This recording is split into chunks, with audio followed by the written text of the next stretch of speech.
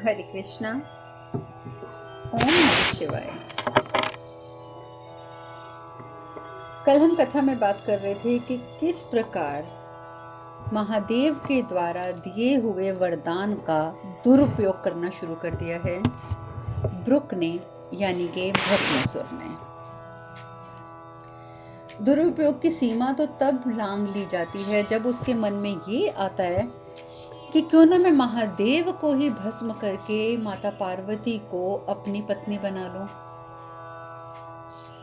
तो इस हद तक उसका बुद्धि जो है वो दुर्बुद्धि, नॉट बुद्धि, दुर्बुद्धि जो है वो चलती है। और इसी वजह से ब्रह्मदेव समय के चक्र को रोक देते हैं। नारद मुनि पूछते भी हैं कि समय के चक्र को कब तक आप रोक सकते हैं, सदा के लिए तो नहीं रोक सकते हैं ना। तो भगवान विष्णु कहते हैं कम से कम तब तक तो रोक ही सकते हैं ना जब तक मैं नया रूप धारण नहीं कर लेता। नारद मुनि कहते हैं नया रूप? नया रूप कौन सा? भगवान विष्णु कहते हैं मोहिनी रूप। और उसी समय भगवान विष्णु वहां से अदृश्य हो जाते हैं और जहां पर भस्मासुर लगातार भाग रहा है, शिव तक नहीं पहुंच पा रहा, वहां जाके खड़े हो जाते हैं। और जब वहां खड़े हो जाते हैं तो ब्रह्मा जी जो हैं वो अपने नेत्र खोल के और समय चक्र को दोबारा चलने देते हैं। लेकिन आभूषणों की आवाज सुनते ही ब्रुक जो होता है वो भागते भागते वहीं रुक जाता है। पीछे मुड़कर देखता है तो अरे कितनी सुंदर स्त्री, इतनी सुंदर स्त्री के तो पार्वती के बराबरी की है। तो उसके मन में आता है कि किसी की धर्म पत्नी को अपनी पत्नी बनाऊं, इससे अच्छा क्यों ना मैं सुंदर स्त्री से बात करूं। वो भगवान के शिव की ओर जाना तो छोड़ देता है और वहीं मुड़कर मोहिनी से बोलता है कि आप कौन है देवी, क्या आप विवाहिता हैं? तो मोहिनी कहती है नहीं, क्योंकि वो तो भगवान विष्णु होते हैं। वो कहते हैं नहीं, मेरा नाम मोहिनी है पर मैं विवाहिता नहीं हूँ, पर आप ये क्यों पूछ रहे हैं? तो भस्मासुर कहता है देखो, मैं आज संसार का सबसे शक्तिशाली व्यक्ति हूँ। मैं किसी भी चीज के ऊपर, किसी भी व्यक्ति के ऊपर, किसी भी देवता के ऊपर अगर मैं अपना हाथ रख दूं तो वो तुरंत भस्म हो जाता है। तो यानी कि मैं तो किसी को भी भस्म कर सकता हूँ। तो मैं संसार का सबसे शक्तिशाली व्यक्ति हूँ और तुम्हें देखकर लगता है कि तुम संसार की सबसे सुंदर स्त्री हो, तो क्यों ना तुम मुझसे विवाह कर लो। तो जब ये बात सुनती है मोहिनी कहती है कि देखो, तुम शक्तिशाली हो वो बात ठीक है, लेकिन मुझे शक्तिशाली में कोई रुचि नहीं है। मैं तो केवल उसी से विवाह करूंगी, उसी को ही वरण करूंगी जो मेरी तरह नृत्य में निपुण हो, क्योंकि मेरा जीवन जो है वो नृत्य है। मेरा एक किस्म से जीवन ही नृत्य है और मैं नहीं चाहती, और दुनिया जानती है कि मेरे जैसा नृत्य कोई कर नहीं सकता। तो अगर मैं किसी ऐसे व्यक्ति से विवाह कर लूंगी जिसे नृत्य ना आता हो तो लोग तो मेरा उपहास करेंगे ना। नहीं नहीं नहीं नहीं, मैं किसी ऐसे शक्तिशाली से मुझे विवाह नहीं करना। अच्छा आप ये बताइए, आपको नृत्य करना आता है? तो कहता है हाँ हाँ आता है, नृत्य करने से क्या होता है, हाँ आता है। तो मैंने कहती अच्छा ठीक है, आप देखने में भी अच्छे हैं, आप शक्तिशाली भी हैं और आप कह रहे हैं कि आपको नृत्य करना भी आता है, तो क्यों ना करें कि आप मेरे साथ नृत्य करें। जो जो मैं करूं वही तुम करते जाओ, बिल्कुल वही जो जो मैं करूं। और अगर तुमने पूरा नृत्य उस तरीके से कर लिया जैसे मैंने किया था तो फिर जो तुम कहोगे वो होगा। तो ब्रुक बड़ा प्रसन्न होता है। ब्रुक कहता है अच्छा पक्का वादा करती हो ना? कहती है हाँ हाँ मैं वादा करती हूँ, तुम नृत्य मेरी तरह करके दिखा दो तो मैं तुमसे विवाह करूंगी, ये मेरा वादा है। अब जी नृत्य चालू कर देते हैं। मोहिनी के रूप में भगवान विष्णु अलग अलग अपने भाव भंगिमाएं करते हैं, अलग अलग नृत्य करते हैं। वो भी नृत्य बिल्कुल वैसा वैसा करता जाता है जैसा जैसा विष्णु भगवान कर रहे हैं। नृत्य करते करते विष्णु भगवान ना अपने सर के ऊपर हाथ रखते हैं, तो ब्रुक जो होता है सर पे हाथ रखने लगता है तो उसे याद आ जाता है। कहता है नृत्य करते करते कहते हैं ना कि यहाँ सर पे हाथ तो मैं अपने नहीं रखूंगा, हाथ रखा तो मैं गया। भगवान विष्णु समझ जाते हैं इसे अभी और बीच काबू में लाना पड़ेगा। अब तो जी भगवान विष्णु इतना जोर जोर से जल्दी जल्दी जल्दी जल्दी एक एक स्टेप करते हुए नृत्य करते जाते हैं, वो भी करता जाता है।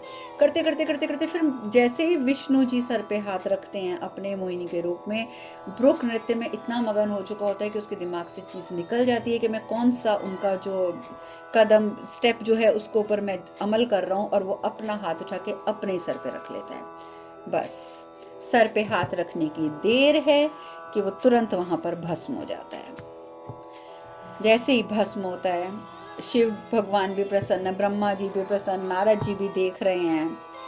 अब ये सब देखकर सब लोग भी प्रसन्न हो जाते हैं, सामने उपस्थित हो जाते हैं। भगवान विष्णु भी अपने रूप में आ जाते हैं, नारद जी भी आ जाते हैं।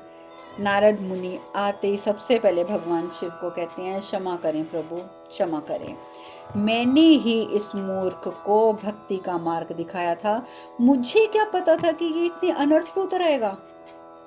भगवान शिव कहते हैं, नहीं देवर्षि नहीं, भूल आपकी नहीं है, बिल्कुल भी भूल आपकी नहीं है, क्योंकि आपने तो इसे वो मार्ग दिखाया था कि जिस पर चलकर, इस मार्ग पर चलकर इसका उद्धार हो सकता था, उद्धार हो सकता था। किंतु स्वतंत्र इच्छा के नाम पर कोई भी व्यक्ति अपने वरदान का उपयोग करे या दुरुपयोग करे, ये तो उसी पर निर्भर करता है।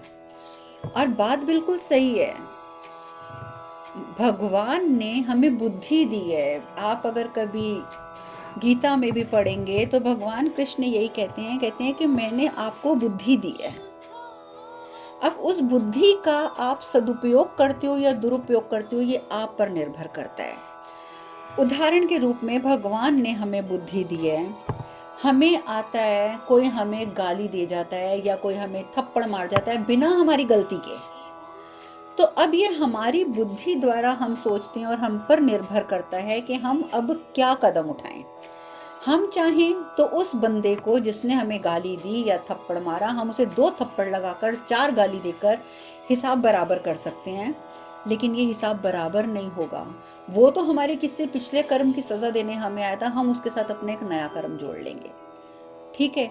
यही हम अपनी बुद्धि का दुरुपयोग न करके अपनी बुद्धि का सदुपयोग करते हैं, तो हम कहते हैं कि आपका धन्यवाद है प्रभु, इस व्यक्ति ने मुझे गाली दी, इस व्यक्ति ने मुझे थप्पड़ मारा, मेरा कर्म कट गया, मैं इसे अब इसकी इस बात के लिए क्षमा करते हुए मैं अपना कदम आगे बढ़ा लेता हूँ, इस बात को भूल कर।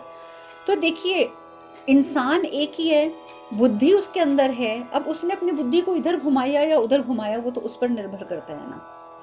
तो यही भगवान शिव कह रहे हैं कि मैंने स्वतंत्रता दी है, यानी कि भगवान ने स्वतंत्रता दी है। इसको कहते हैं कि अपनी इच्छा शक्ति के ऊपर आपकी स्वतंत्रता है कि आप उसका इस्तेमाल कैसे करते हैं।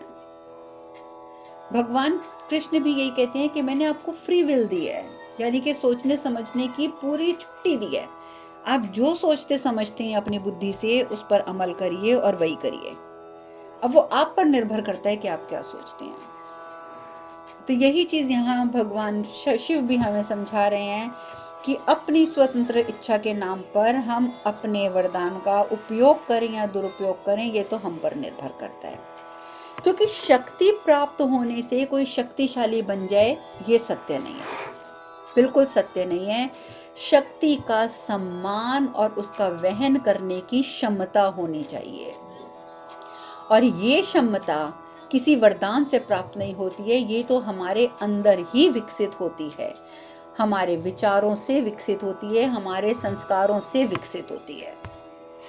तो ये बातें तो हमें भी, क्योंकि हम भी इंसान हैं, हमें भी भगवान ने बुद्धि दी है, फ्री विल दी है, स्वतंत्रता दी है कि हम अपनी बुद्धि का इस्तेमाल अपनी इच्छा अनुसार करें। तो हमें भी चाहिए कि हम अपनी बुद्धि का इस्तेमाल सदुपयोग करें, उसका दुरुपयोग ना करें, क्योंकि ये भगवान ने साफ कहा है कि शक्ति का सम्मान करना और वहन करने की क्षमता किसी वरदान से प्राप्त नहीं होती, वो हमारे संस्कारों से, हमारी सोच से, हमारे विचार से, हमारे अंदर ही विकसित होती है। तो ये सोच हमें कैसे विकसित करनी है, ये हम पर निर्भर करता है। तो आप इस बात पर अवश्य विचार कीजिएगा। नारद मुनि कहते हैं प्रभु, परंतु जो आपकी तपस्या करके आपको प्रसन्न कर लेता है तो उसके विचार तो शुद्ध हो जाने चाहिए ना। अब हम कई बार कहते हैं, अच्छा ये आपने अपनी आम जिंदगी में भी कई बार देखा होगा कि एक व्यक्ति रोज मंदिर जाता है, घर में भी रोज पूजा करता है, व्रत उपवास भी करता है, सब कुछ करता है, परंतु उसके अंदर क्रूरता भी होती है, उसके अंदर लोगों के साथ गलत व्यवहार करने की इच्छा भी हर समय जागृत रहती है। ऐसा क्यों हो जाता है?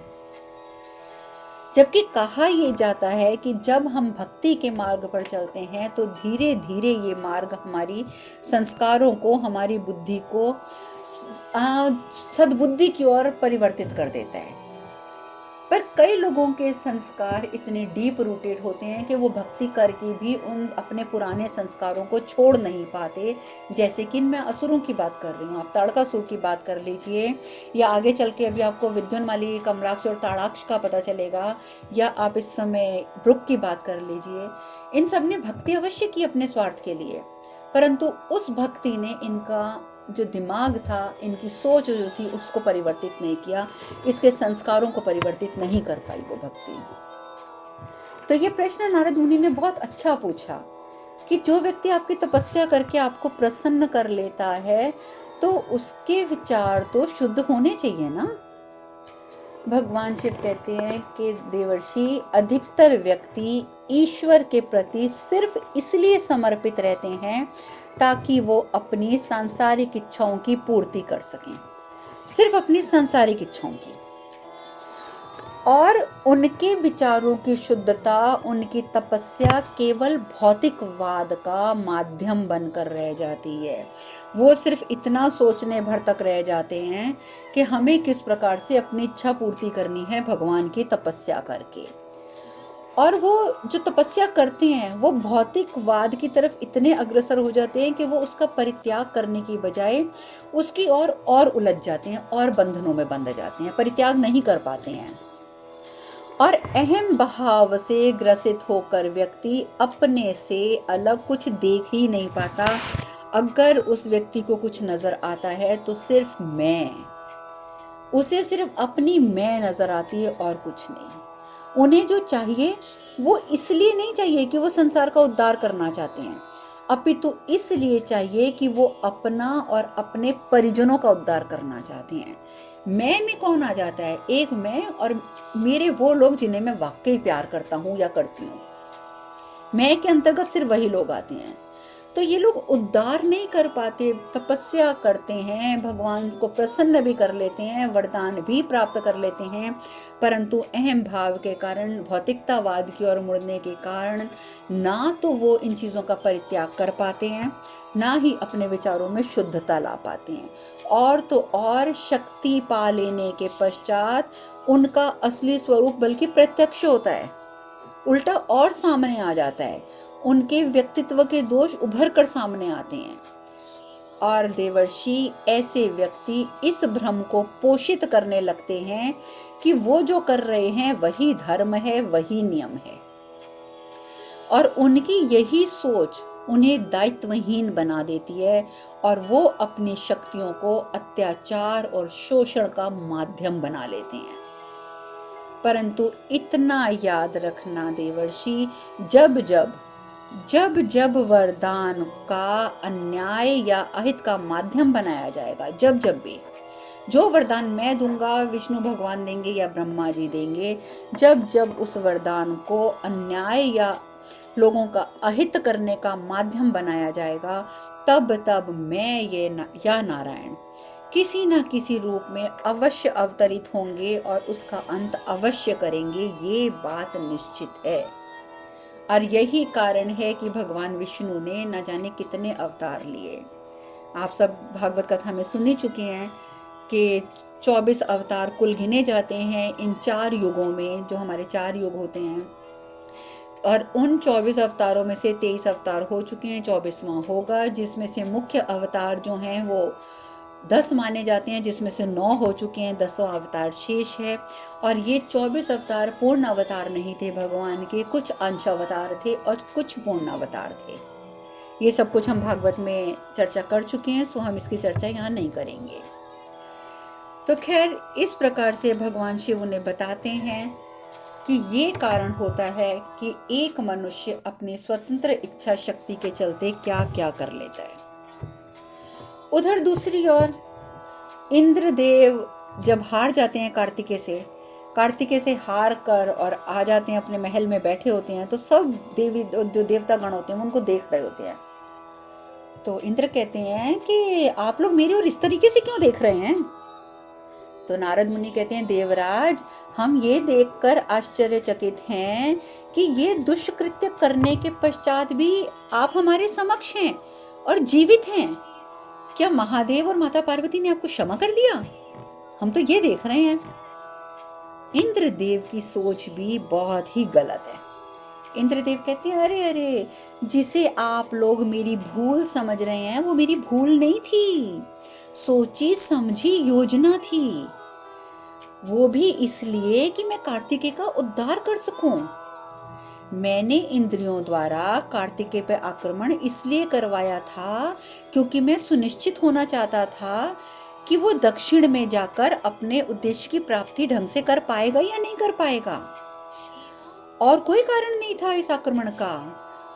आप जानते हैं, महादेव ने तो माता पार्वती से स्वयं कहा, उन्होंने कहा कि देखो, मेरी एक महत्वपूर्ण भूमिका है कार्तिकेय को सुधारने की, कार्तिकेय को परिपक्व करने की। बल्कि वो तो मेरी तारीफ कर रहे थे, माता पार्वती के सामने मेरी प्रशंसा कर रहे थे। ये सब कुछ तो आपको पता ही नहीं कि क्या था, मेरी योजना थी।